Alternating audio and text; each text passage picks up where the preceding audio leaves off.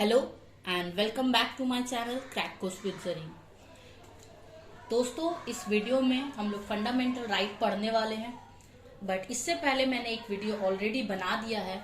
Basically वो introduction video है, यानी कि फंडामेंटल राइट्स के क्या इंपॉर्टेंस है, किस पार्ट में है, ये सारी बातें मैंने ऑलरेडी अपने पिछले वीडियो में डिस्कस कर ली है। आज की इस वीडियो में हम लोग राइट टू इक्वालिटी के बारे में जानेंगे कि राइट टू इक्वालिटी क्या है और उसकी इंपॉर्टेंस क्या है। Right to equality under article 14 to 18 आता है। एक एक आर्टिकल करके हम लोग डिटेल डिस्कशन करेंगे। सबसे पहले आर्टिकल 14 देखते हैं। आर्टिकल 14 क्या बोल रहा है? आर्टिकल 14 में हमें दो बातें समझनी है, दो कॉन्सेप्ट है बेसिकली आर्टिकल 14 में। सबसे पहला कॉन्सेप्ट है इक्वालिटी बिफोर लॉ, ठीक है। दूसरा कॉन्सेप्ट है equal protection of law. Equality before law एक नेगेटिव कॉन्सेप्ट है, ठीक है। इसका मतलब ये है कि कोई भी इंडिविजुअल हो, चाहे वो कोई पावरफुल इंसान हो, ठीक है, जैसे कि फॉर एग्जांपल प्राइम मिनिस्टर हो, कोई गवर्नमेंट ऑफिशियल हो, ठीक है, पावरफुल इंसान है, या तो फिर कोई एक आम नागरिक हो, कोई भी एक कॉमन सिटीजन हो हमारे देश का, ठीक है। लेकिन कानून की नजर में ये दोनों ही बराबर होंगे। तो इक्वालिटी बिफोर लॉ, किसी को भी स्पेशल प्रिविलेज, याद रखिए, किसी को स्पेशल प्रिविलेज नहीं दिया जाएगा। कानून की नजर में किसी को स्पेशल प्रिविलेज नहीं मिलेगा। दूसरा कॉन्सेप्ट है equal protection of law. Equal protection of law एक पॉजिटिव कॉन्सेप्ट है दोस्तों, एक पॉजिटिव कॉन्सेप्ट है जिसमें ये बोला जाता है कि एक क्राइम की सभी को एक ही सजा दी जाएगी, ठीक है। यहाँ पे कोई डिस्क्रिमिनेशन नहीं होगा किसी भी तरह का, ना रिलीजन के बेस में, ना कास्ट के बेस में, ना ही जेंडर के बेस में किसी तरीके का डिस्क्रिमिनेशन का मतलब होता है भेदभाव। तो किसी तरीके का भेदभाव नहीं होगा। तो आइए यहाँ पे एक बारी हम लोग इस सेंटेंस को पढ़ लेते हैं। The state shall not deny any person equality before law and equal protection of law. यानी कि कॉन्स्टिट्यूशन में हमारा आर्टिकल 14 बोल रहा है कि स्टेट हमसे ये चीजें नहीं छीन सकता है, ओके। दूसरा बात क्या बोल रहा है स्टेट, कि किसी भी तरीके का रिलीजन, जेंडर या कास्ट का discrimination in the I of law नहीं होगा। कानून सबको बराबर समझेगा। बट याद रखें, हर फंडामेंटल राइट का कुछ एक्सेप्शन पॉइंट होता है। एक्सेप्शंस का मतलब ये है कि इनको इम्यूनिटी मिली हुई है, ठीक है, इनको इम्यूनिटी मिली हुई है, यानी कि इनके लिए ये लागू नहीं है, ये आर्टिकल्स इनके ऊपर लागू नहीं है। यहाँ पे कौन है जिनको इम्यूनिटी मिली है? तो एक्सेप्शन में है प्रेसिडेंट और गवर्नर, ठीक है। और ये किस आर्टिकल में है? तो यहाँ आर्टिकल 361 में ये बात बोला गया। प्रेसिडेंट और गवर्नर को क्यों इम्यूनिटी मिली है? देखिए, प्रेसिडेंट जो है वो हेड ऑफ स्टेट है। इसका मतलब ये है कि इंडिया के हेड है प्रेसिडेंट, ठीक है। तो यहाँ पे और एक बात है कि प्रेसिडेंट के नाम में कोई वारंट जारी नहीं किया जा सकता, ना ही उनको कोई पुलिस स्टेशन में लेके जाया जा सकता है, ना ही उनको किसी कोर्ट में पेश किया जा सकता है, ठीक है। इसलिए उनको इस आर्टिकल के से अलग रखा गया है। सेम इसी तरीके से गवर्नर जो है वो हेड ऑफ स्टेट होते हैं, यानी कि हर स्टेट में जो गवर्नर होते हैं वो उस हेड स्टेट के हेड होते हैं। तो उनको भी हम लोग इस तरीके से इम्यूनिटी दिया है कॉन्स्टिट्यूशन ने। नेक्स्ट आते हैं आर्टिकल 15 पढ़ लेते हैं। आर्टिकल 15 में क्या है? प्रोहिबिशन, ठीक है। Prohibition of discrimination on the certain ground. वो क्या क्या बातें हैं यहाँ, यानी कि ये मना किया गया, प्रोहिबिट किया गया, ओके, मना किया गया क्या करने को? भेदभाव करने को। किन किन चीजों में? तो आर्टिकल 15 में देखिए। अच्छा, इससे पहले कि हम लोग आर्टिकल 15 में डिटेल में जाएं, क्यों ना हम लोग अपने फंडामेंटल राइट को या समझने के लिए, इसको देखने के लिए हम कुछ एग्जाम्पल्स ले, ठीक है। तो हम लोग लेट्स टेक सम एग्जाम्पल्स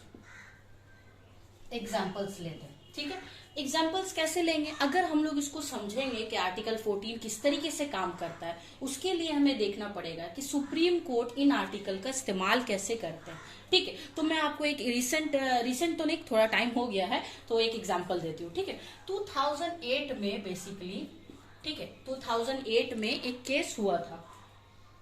वो केस किसका था? तो वो केस था सबरीमाला मंदिर का। सबरीमाला मंदिर बेसिकली ये एक मंदिर है जो केरला में, ठीक है, केरला में। यहाँ पे इशू ये हुआ दोस्तों कि इस मंदिर में मेंस्ट्रुएशन एज के दौरान में औरतों का जाना बैन था। ठीक है, मेंस्ट्रुएशन एज मतलब आप समझिए 10+ से 50 के दौरान। ठीक है, इस वक्त के और जो एजेस होते हैं वुमेन के, उसको मेंस्ट्रुएशन एज भी बोला जाता है। तो इस टाइम में ना इस मंदिर में जाना उन औरतों को अलाउ नहीं था। सुप्रीम कोर्ट ने क्या किया, इस केस को 2008 में लिया और इसको अंडर आर्टिकल याद रखना, किस आर्टिकल का इस्तेमाल हुआ है? आर्टिकल 14 का।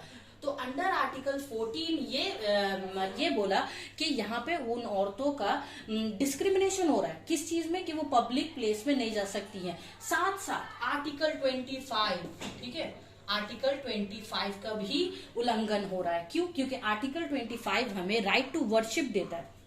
राइट टू वर्शिप, अभी आगे हम लोग देखेंगे कि राइट टू रिलीजन क्या है, तो उसमें आपको डिटेल में बताऊंगी।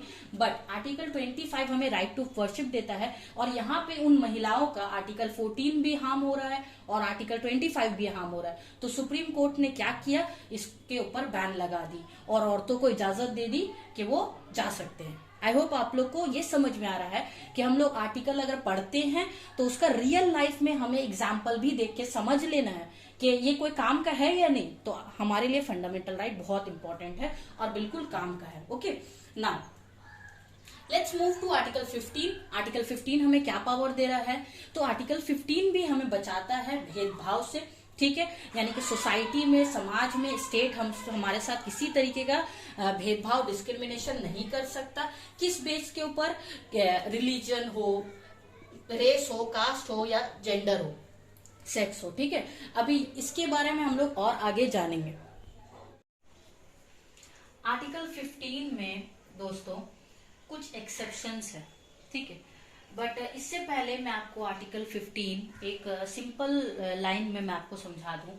आप ऐसा मानिए कि आर्टिकल 15 कह रहा है कि किसी भी तरीके का भेदभाव नहीं होगा अगर कोई भी इंसान पब्लिक प्लेस में कहीं पर भी जा रहा है। जैसे पब्लिक प्लेस का मतलब हुआ कोई होटल जा रहा है, ठीक है, कोई रेस्टोरेंट जा रहा है, तो ऐसी जगहों में, कोई मॉल है, तो ऐसी जगहों में अगर कोई जा रहा है, इंटर करने पर कोई उसको मना नहीं कर सकता है कि आप किसी एक पर्टिकुलर रिलीजन से बिलोंग करते हैं इसलिए आप यहाँ इंटर नहीं कर सकते, या आपका जेंडर कुछ अलग है, आप वुमेन है तो आप इंटर नहीं कर सकते। ठीक है, तो बेसिकली बोलने का मतलब है कि इस तरीके का discrimination in public place allowed नहीं है अंडर आर्टिकल 15।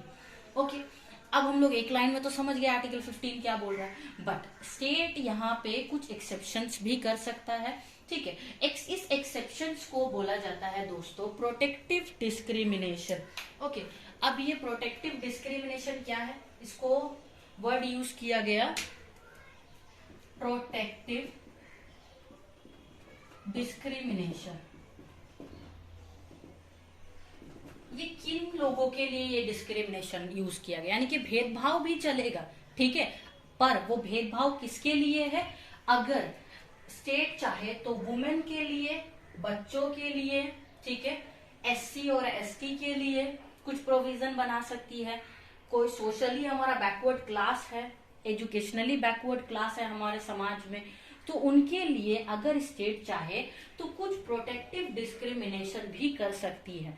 आपको मैं एग्जांपल देकर बता रही हूँ तो आपको समझ में आएगा। मान लीजिए कि स्टेट हमारे लिए, हमारे मोहल्ले में आप लोगों ने देखा होगा कि हमारे एरियाज में कुछ लेडीज पार्क बने होते हैं, ठीक है, जो सिर्फ औरतों के लिए अलाउड है। या मान लेते हैं कोई चिल्ड्रन पार्क बने होते हैं जहाँ पे सिर्फ चिल्ड्रन अलाउड है ना, अडल्ट लोग अलाउड नहीं है या मेल अलाउड नहीं है। तो अब हम लोग क्या बोलेंगे? अरे ये तो मेरे साथ डिस्क्रिमिनेशन हो गया है ना, कि हमको इस पब्लिक पार्क में जाना अलाउड नहीं है। तो नहीं, हम लोग ऐसा नहीं कर सकते। क्यों? क्योंकि इसमें कुछ एक्सेप्शन भी रखा है, जहां पे जरूरत लगेगा स्टेट को कि नहीं, इस समाज के इस हिस्से को जरूरत है कि कुछ प्रोटेक्टिव डिस्क्रिमिनेशन दिया जाए, तो वो करेगा, स्टेट कर सकता है। ओके, ये चीज हम समझ गए कि इकोनॉमिकली हमारा बैकवर्ड क्लास है या सिटीजन है, तो उसके लिए हम लोग प्रोविजन बना सकते हैं। एंड में मैं आपको कुछ एग्जाम्पल भी बताऊंगी, बट पहले हम लोग थोड़ा आर्टिकल 16 भी समझ लेते हैं, ताकि मैं एक ही बार आपको दोनों का एग्जाम्पल बताऊंगी। आर्टिकल 16 हमारा बिल्कुल सेम यही बात बोलता है कि कोई डिस्क्रिमिनेशन नहीं होनी चाहिए, कोई भेदभाव नहीं होनी चाहिए on the basis of class, caste, religion वगैरह। लेकिन यहाँ पे एक चीज मेंशन हो गया है आर्टिकल 16 में, वो है अपॉर्चुनिटी फॉर पब्लिक एम्प्लॉयमेंट। ठीक है, कि पब्लिक एम्प्लॉयमेंट की बात हो रही है, इसका मतलब ये है कि जब सरकारी नौकरियां निकलेगी, ठीक है, जब सरकार अपनी तरफ से नौकरी देगी, तो उसके लिए हर इंसान के पास, चाहे वो किसी भी पर्टिकुलर मजहब का हो, लैंग्वेज बोलता हो या कुछ भी हो, लेकिन यहाँ पे सबको इक्वल अपॉर्चुनिटी दी जाएगी। ठीक है, तो इक्वालिटी ऑफ अपॉर्चुनिटी आर्टिकल 16 देता है। अब यहाँ पे एक चीज आप हमेशा याद रखें कि हर जॉब का कुछ डिमांड होता है। ठीक है, मान लेते हैं कि कोई क्वालिफिकेशन मांग रहा है हमसे, तो उसको हम लोग डिस्क्रिमिनेशन नहीं बोल सकते। मान लेते हैं कोई स्किल की जरूरत है उस जॉब में, तो उसको भी हम लोग डिस्क्रिमिनेशन में नहीं लेकर आ सकते। लेकिन यहाँ पे इक्वल अपॉर्चुनिटी देगा, ठीक है, सारी गवर्नमेंट जॉब में आर्टिकल 16 के जरिए। ठीक है, अब एक और बात है इसमें, लेकिन एक और एक पॉसिबिलिटी रखी गई है कि रिजर्वेशन सिस्टम है। हम लोग जानते हैं हमारे समाज में, इंडिया में रिजर्वेशन सिस्टम है हमारे पास, है ना, कि एससीज एसटीज हो या ओबीसी हो, बैकवर्ड क्लास जो है हमारा, उसके लिए सरकारी नौकरियों में, कॉलेज में एडमिशन के लिए आप लोगों को कुछ रिजर्वेशन मिल जाती है, उन लोगों को थोड़ा फायदा मिल जाता है ना। तो इसके ऊपर तो एक अपनी बहस है, लेकिन खैर ये हमारे यहाँ होता है। अब इससे रिलेटेड मैं आपको केस बताती हूँ। अच्छा, जैसे कि मैंने आपको पहले बताया था कि मैं आपको एग्जांपल जरूर दूंगी, कि सुप्रीम कोर्ट का कुछ केस बताऊंगी मैं आपको। तो आर्टिकल 15 और 16 से रिलेटेड एक केस आया था 2006 में। ठीक है, 2006 में इस केस में यूनियन ऑफ इंडिया, ओके, मैंने ये शॉर्ट में लिखा है, तो ये है union of India, union of India और एम नागराज के दरमियान ये केस था। और इसमें सुप्रीम कोर्ट ने बोला क्या था, वो ज्यादा इंपॉर्टेंट है। सुप्रीम कोर्ट ने बोला था कि जब भी, देखिए यहाँ पे बैकवर्ड क्लास का रिजर्वेशन की बात हुई है ना, तो जब भी स्टेट कुछ इस तरीके का प्रोविजन बनाएगा कि किसी एक सेक्शन को वो ज्यादा पावर देगा, इस तरीके से ज्यादा फैसिलिटी देगा, तो जरूरत है कि सही डेटा का इस्तेमाल किया जाए, यानी कि डेटा को अच्छे से कलेक्ट किया जाए कि जो लोग बैकवर्ड क्लास में आ रहे हैं वो एक्चुअली बैकवर्ड है या नहीं, तभी जाके वो सेक्शन को वो पावर दिया जाएगा, वो फैसिलिटी दी जाएगी। देखिए, आप यहाँ पे समझने की कोशिश करिए कि सुप्रीम कोर्ट हमेशा नजर रखा हुआ है हमारे एग्जीक्यूटिव की वर्क में, और कितना वो इम्पोर्टेंट देता है फंडामेंटल राइट के ऊपर, कहीं पे किसी के साथ कोई नाइंसाफी नहीं हो जाए। ओके, तो ये था हमारा article 15 and article 16। Next we will discuss about article 17। Article 17 में एबोलिशन ऑफ अनटचेबिलिटी बताया गया है। अच्छा, यहाँ पे एक बात याद रखिएगा, ये जो अनटचेबिलिटी वर्ड है, इसका कोई प्रॉपर डेफिनेशन हमें कॉन्स्टिट्यूशन में नहीं मिला है। ठीक है, यानी कि कॉन्स्टिट्यूशन ने हमें अनटचेबिलिटी वर्ड का प्रॉपर डेफिनेशन नहीं दिया है। हिस्ट्री पढ़ी, हमें पता है कि कुछ सालों पहले बहुत ज्यादा अनटचेबिलिटी, लोअर कास्ट के लोगों को बहुत डोमिनेशन सहना पड़ा था, है ना, तो BR अम्बेडकर भी सह चुके हैं ये सारी चीजें, इसीलिए इसको कॉन्स्टिट्यूशन के एक आर्टिकल में डालना बहुत जरूरी था फंडामेंटल राइट में। और एक और बात, इसको बहुत ज्यादा ताकतवर बनाने के लिए एक और एक्ट आया था 1955 में, प्रोटेक्शन ऑफ सिविल राइट। ठीक है, याद रहेगा, protection of civil right, protection of civil right, ताकि इस आर्टिकल को, आर्टिकल 17 को और ज्यादा मजबूत बनाया जा सके। यहाँ पे याद रखिएगा, अगर कोई इंसान, कोई भी कंपनी हो, इंसान हो, एसोसिएशन हो, स्टेट ही क्यों ना हो खुद, अगर किसी को भी अनटचेबिलिटी की वजह से कि इसको ऐसा ट्रीट करता है किसी इंसान को, तो वो इस आर्टिकल के अंडर हार्म होगा। ठीक है, और यहाँ पे एक और बात बोली गई है कि अगर कोई इस तरीके का काम करता है और पकड़ा जाएगा, तो उसको पार्लियामेंट के इलेक्शन में खड़े होने का हक नहीं है। ठीक है, तो अनटचेबिलिटी को पूरे तौर पर यहाँ पे हम लोग डिसमिस करते हैं। नेक्स्ट है आर्टिकल 18। आर्टिकल 18 में बेसिकली एबोलिशन ऑफ टाइटल्स कर दिया है, यानी कि अच्छा, टाइटल्स का देखिए, आप लोगों ने जरूर सुना होगा महात्मा गांधी, है ना। तो महात्मा गांधी में ये महात्मा कहाँ से आया, तो ये महात्मा जो था वो गांधी जी को टाइटल मिला था, राजा राम मोहन रॉय। तो राम मोहन राय को राजा जो ये वर्ड है ये टाइटल मिला था, ठीक है। तो पहले जमाने में ये बहुत कॉमन था, कुछ साल पहले हम लोग प्रैक्टिस करते थे कि कुछ लोगों को हम लोग टाइटल से नवाजते थे, ठीक है। लेकिन अब आफ्टर द इंडिपेंडेंस कॉन्स्टिट्यूशन बनने के बाद इस चीज को भी एबॉलिश कर दिया गया, बैन कर दिया गया है कि कोई भी तरह का टाइटल हम लोग किसी को नहीं दे सकते, नवाब, राजा, इस तरीके का। क्यों? क्योंकि वो राइट टू इक्वालिटी से अलग हो जाएगा, यानी कि वो बाकी लोगों से अलग हो जाएगा वो इंसान, ठीक है। तो स्टेट भी ऐसा कोई टाइटल नहीं देगा। लेकिन एक और बात याद रखें, मिलिट्री में या फिर एकेडमिक में स्टेट टाइटल्स देता है, रिवॉर्ड देता है, जैसे पद्मा भूषण हो गया, पद्मश्री हो गया, खेल रत्न अवार्ड हो गया। तो ये सारी चीजें मिलिट्री में और एकेडमिक में हमें स्टेट देता है। अच्छा, नेक्स्ट क्या बात रही है कि अगर स्टेट हमारा मना करेगा, ठीक है, अगर प्रोहिबिट करेगा हमारा स्टेट कि आप फॉरेन कंट्री से किसी तरीके का टाइटल मत रिसीव करिए, तो हम लोग बिल्कुल भी वो काम नहीं कर सकते हैं, रिसीव नहीं कर सकते हैं। जब तक हमने ये चीज देखा, हमने राइट टू इक्वालिटी पूरा पढ़ा 14 से लेकर 18 तक दोस्तों, तो हमने एक चीज महसूस की कि जितना हद तक हो सके हमें फंडामेंटल राइट में सभी लोगों को एक साथ करके चलाने की कोशिश की गई है। बट जैसे कि बोलते हैं कि हर चीज का कुछ खामी जरूर होता है, तो राइट टू इक्वालिटी में भी एक खामी है। यहाँ पे ये खामी है कि हमें राइट टू एम्प्लॉयमेंट नहीं मिला है ना, राइट टू एम्प्लॉयमेंट नहीं मिला है, या राइट टू एम्प्लॉयमेंट नहीं मिला है किसी तरीके से। इकोनॉमिक राइट बेसिकली जो हमारा है, इकोनॉमिक राइट होना चाहिए, वो हमें, वैसे तो हमारे पास है इकोनॉमिक राइट, लेकिन फंडामेंटल राइट में उसको नहीं डाला गया है, ठीक है। तो ये एक खामी है। आई होप कि आप लोगों को मेरा राइट टू इक्वालिटी का ये लेक्चर पसंद आया होगा। आपको कुछ भी सवाल पूछना है इससे रिलेटेड तो बिल्कुल कमेंट बॉक्स में आप जाके पूछ सकते हैं। ऐसी ही वीडियोस देखने के लिए प्लीज मेरे चैनल को सब्सक्राइब कर लीजिए और साथ साथ ये बेल आइकन को जरूर दबाइए ताकि आपको नेक्स्ट नोटिफिकेशन मिल जाए वीडियोस के। Thank you so much.